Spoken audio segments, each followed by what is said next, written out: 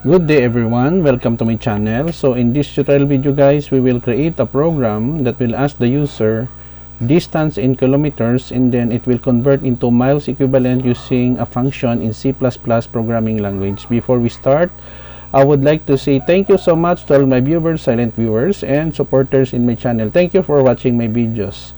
If you are new with my channel and then you like this video, please hit the like button. Don't forget to share and please support my channel guys by clicking the subscribe button. So let's get started. So I'm using gumagamit po ako guys ng dev C++ in writing this program.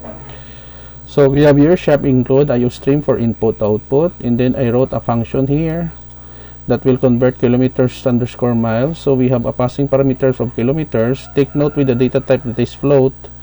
So float miles equals kilometers divided by 1.6 return miles, and then we close our function. Here we have here our main function. Kilometers equals initialize to 0, steady console out new line title kilometers to miles using a function in C++.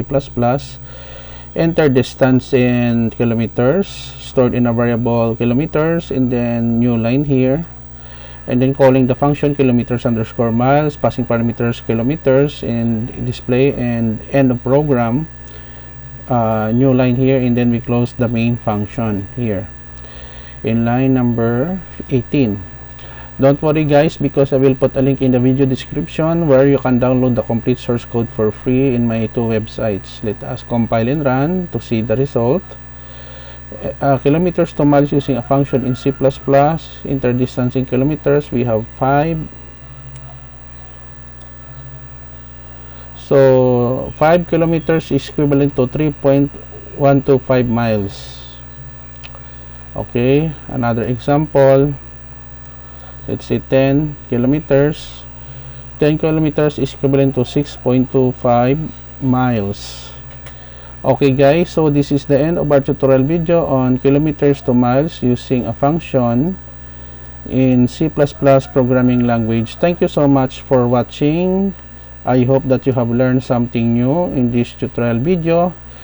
Don't forget to like, share, and please support my channel guys by clicking the subscribe button. See you in the next video tutorial guys. This is your friend Jake saying bye bye for now.